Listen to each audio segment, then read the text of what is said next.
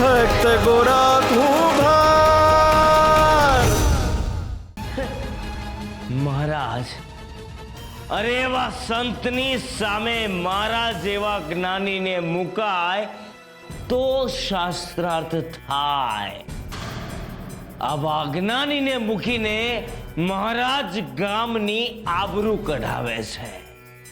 અરે એને શું ખબર કે શાસ્ત્ર શું છે?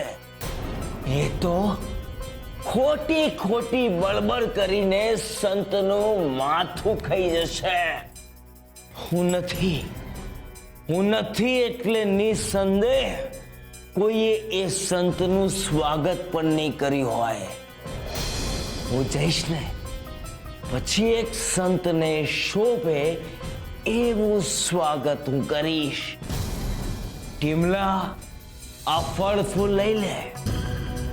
આપણે એમને શોભે એવી આગતા સ્વાગતા કરીએ અને બતાવીએ બધાને કે આ માધવપુર ગામનો સાચો જ્ઞાની અને વિદ્વાન કોણ છે. આ ગોરાના ગાંડપણની સામે મારું જ્ઞાન કેટલું સવાયું છે એની બધાને સમજ પડી જશે. શ્રી હરિ નમો નારાયણાય. શ્રી હરિ નમો નારાયણાય. ધનશ્રી, હું શાસ્ત્રાર્થ માટે યોગ્ય વ્યક્તિ નથી. ના મને ધર્મનું જ્ઞાન છે, ના હું શાસ્ત્ર ભણેલો છું. ભક્તિના નામે મને ખાલી એક જ શબ્દ આવડે, શ્રી હરિ. બાકીના વાંચતા આવડે ના લખતા આવડે. એક શ્લોક પણ યાદ નથી. હું તો માટી ખુંદારો માણસ છું. મારી પાસેથી તમને કાંઈ નહીં મળે. તમારી મહેનત એડે જાહે મહારાજ. ગોરા ભગત, શોધતા આવડે ને તો માટીમાંથી પણ મોતી મળી શકે છે, ને ન આવડે તો મોતી પણ માટી બરાબર હોય છે. મને માણસની અંદરના મોતીની પરખ કરતા આવડે છે. હું પણ વિશ્વાસ મૂકીને પ્રયત્ન કરું છું કંઈક મેળવવાનો. તો તમે મન મૂકીને પ્રયત્ન કરો કંઈક આપવાનો. કારણ કે મરજીવો અને દરિયો બેવ રાજી હોય તો મોતી દૂર નથી રહેતું.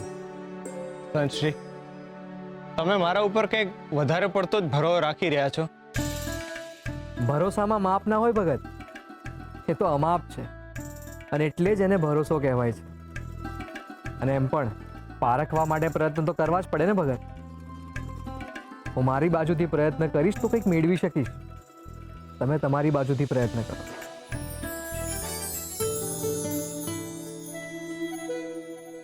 તમારી આજ્ઞા હોય તો કરીએ શ્રી ગણેશ. આજ્ઞા આપવા વાળો હું કોણ મહારાજ? અંધુય હરિની ઈચ્છા મુજબનું જ થાય છે. પૂછો, તમારા મનમાં જે સવાલ હોય ને પૂછો. મને હરિ જેવા સુજાડશે ને એવા જવાબો આપીશ. હરે કૃષ્ણ, હરે કૃષ્ણ. ભગત, મને એક સવાલ સતાવી રહ્યો છે, અને એનો જવાબ ના કોઈ પોથીમાં છે કે ના કોઈ શાસ્ત્રમાં.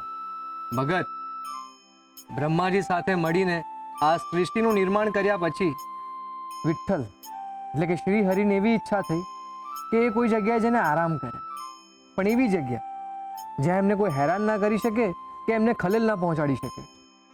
એમણે પોતાનો આકાર નાનો કરી દીધો અને જમીનમાં જ સમાઈ ગયા. એમને થયું કે એમને હવે કોઈ નહીં શોધી શકે, પણ મનુષ્યએ એમને સ્વયંભૂ મૂર્તિ રૂપે જમીનમાંથી શોધી જ લીધા. પછી ભગવાન હવામાં આરામ કરવા લાગ્યા, તો મનુષ્યએ એમની ગરુડદેવ રૂપે પૂજા કરવાની શરૂ કરી. ત્યાંથી પણ એમને શોધી લીધા, ત્યાં પણ આરામ ના કરવાથી. પછી ઈશ્વર અગ્નિમાં સમાઈ ગયા. એમને થયું કે નિસંદેહ એમને કોઈ ત્યાં શોધી નહીં શકે, કારણ કે અગ્નિ પાસે જવું એ તો પીડાદાયક હોય ને. અને મનુષ્ય એમની અગ્નિદેવ રૂપે જ પૂજા કરવા લાગ્યા અને એમને અગ્નિદેવતા તરીકે સ્થાપિત કરી દીધા. ત્યાંથી પણ એમને શોધી જ લીધા અને ત્યાં પણ આરામ ન કરવા દીધો. પછી વિઠ્ઠલ બહુ મૂંઝાઈ ગયા. એમને થયું કે એવી તો કઈ જગ્યા છે જ્યાં એ સંતાઈ જાય, જ્યાંથી એમને કોઈ મનુષ્ય શોધી જ ના શકે, પણ એવી કોઈ જગ્યા એમને મળી જ નહીં. અને છેવટે એક જગ્યાનો વિચાર આવ્યો જ્યાંથી મનુષ્ય એમને શોધી જ નહીં શકે. તો મારો પ્રશ્ન એ છે ભગત કે ઈશ્વર ક્યાં સંતાયા હશે?